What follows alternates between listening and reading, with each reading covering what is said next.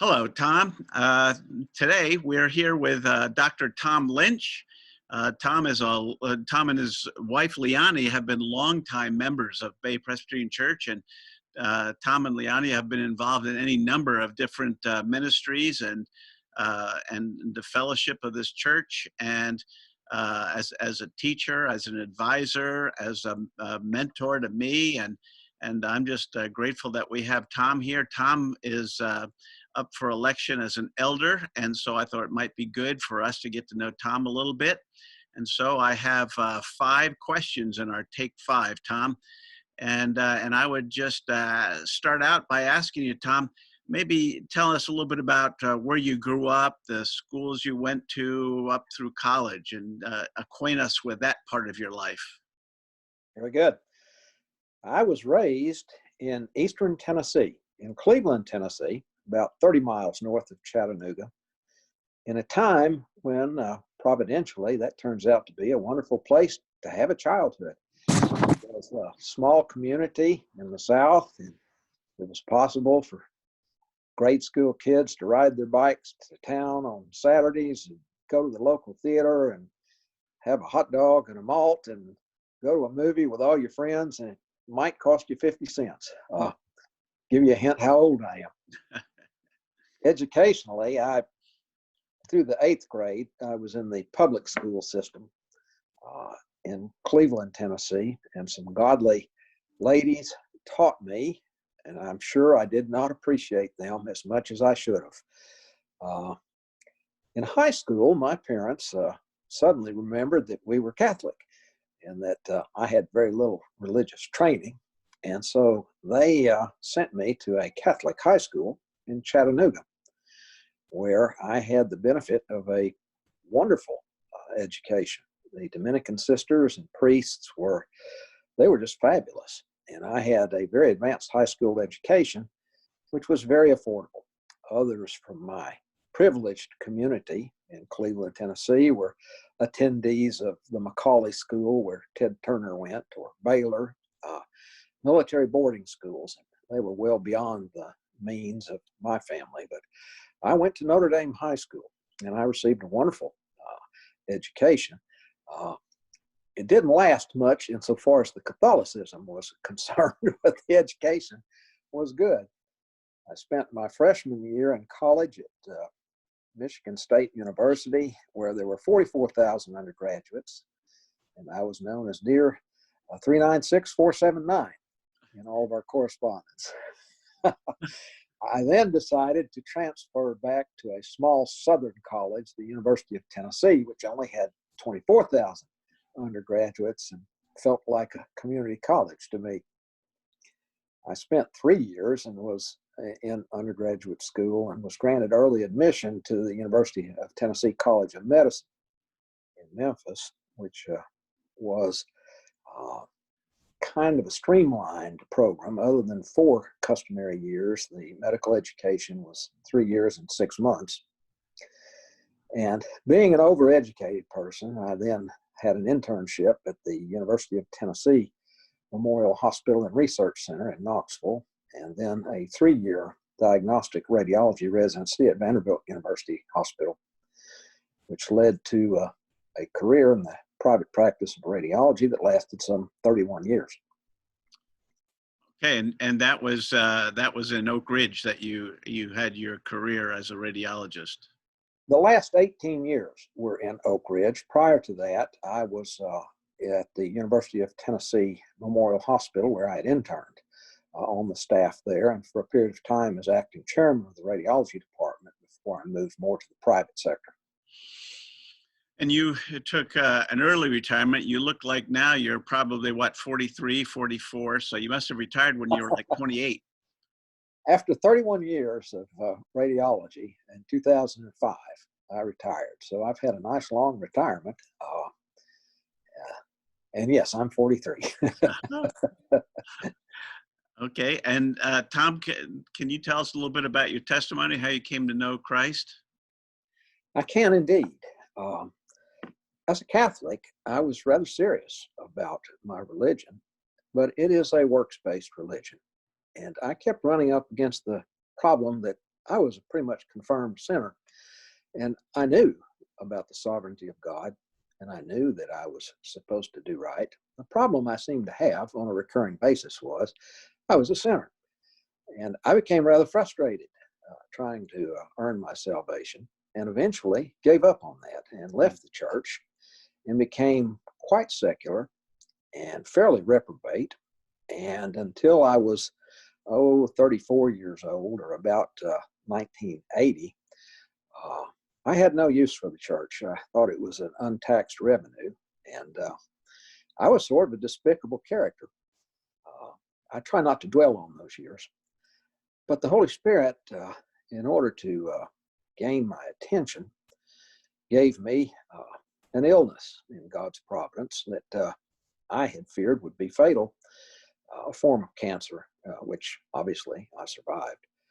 But it caused me to review my life, as those things are wont to do, and see the foolishness of a lot of the life philosophies that I had been relying on. And I was faced with the uncomfortable fact that God was still sovereign and I was still a sinner. And I couldn't figure out anything useful to do about that till the Lord sent me a witness to help me find the gospel. And when I finally was introduced to the Bible, it made quite a difference. And so the Lord has been my shepherd ever since and has been faithful to me. Wow. But I was not an easy sell. Well, that's a good story. Sometimes the hardest sells are the best stories. So I appreciate that. Thank you.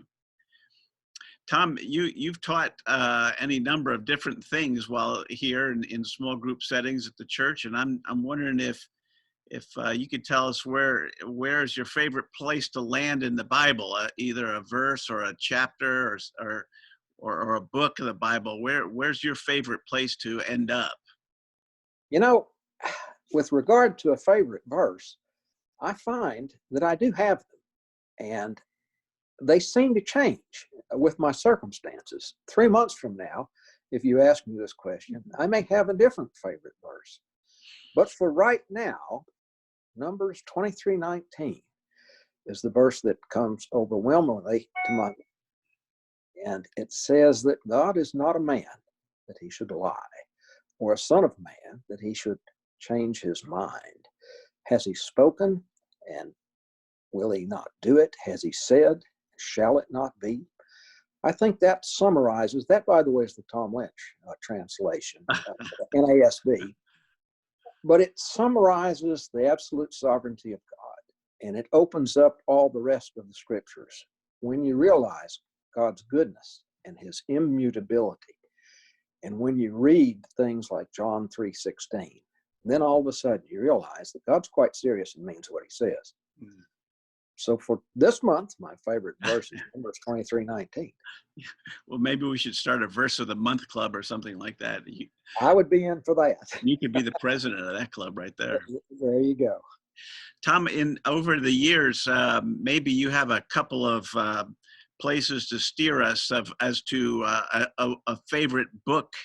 We're kind of stuck inside with this COVID-19 thing, and people are looking for things to do and things to read. Maybe you have a couple of books that you'd like to share with us. Maybe one that would be just for pure entertainment, and one of them that's maybe helped shape your spiritual life.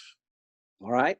With regard to the more serious works, first, I've observed as a physician that we make the mistake of believing that we're all alike and that we all learn the same way, and nothing could be further from the truth. We know very little in neurophysiology about how a person learns. So what I'm getting at is people who learn and are responsible for teaching organize material in the same way that they find it easiest to learn it. And if you learn the same way I do, then my authors will be wonderful to you. But if you learn differently, you may find that they're not.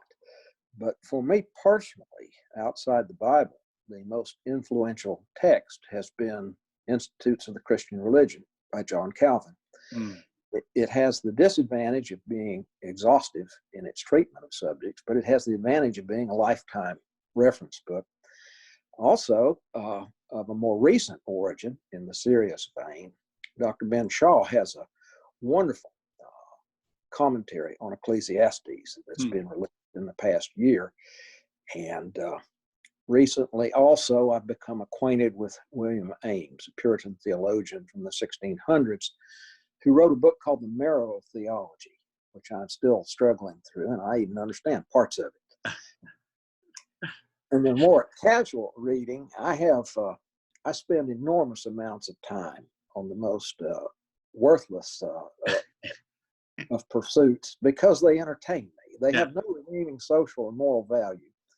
My most recent read are The Chronicles of Rhyria by Michael J. Sullivan. It's a fantasy novel with epic journeys by legendary fictitious characters. And as I said, it has no moral worth whatsoever, but it's extremely entertaining. And I waste hours reading stuff like that. Well, Tom, I've read the Institutes of Christian Religion too, and I would concur with you. Matter of fact, we may be teaching that, having that as the subject matter of one of our classic literature studies sometime. But one of the things that has always annoyed me about that particular set of books, that's actually, it's 4 books in one, if you will. And the thing that annoys me the most about it is that John Calvin was 29 years old when he wrote that. Impressive, is it not? And I'm still referring to it. I had to look it up this week for a matter that's coming up May the 14th to our small group Bible study. It's a very great resource. I find these savants somewhat disheartening because I'm thinking, no, wait a minute, I'm 65 years old and I haven't written anything like this yet. I know, it's impressive. Prior generations were really quite intelligent. We're proud of our technology, but they were learned. They were smart folks. Now, Tom, we didn't talk about this question ahead of time, so I'm kind of springing this one on you, but I think you could get it. And that is, I'm wondering if you could tell us maybe what a favorite hymn or two would be. I think Be Thou My Vision. I think, of course, Amazing Grace, and on Christ the solid rock I stand. I'm sort of a traditionalist. Yeah. I don't know much modern Christian music at all. Well, those are good ones right there. Those are some of my favorites too. So until Keith Getty came along, Be Thou My Vision was the most popular hymn that was sung. But well, listen, I appreciate you taking some time out of your day to share with us a little bit about your life and what brought you to this place. And we'll look forward to seeing you down the road here as we're breaking out of our well, I call it shoot to kill, but it's really a stay at home type of thing. And we'll look forward to seeing you as we break out of that, Tom. Great. Thanks, John. All right. God bless you, my friend. See you later. Thank you. Bye. Yeah.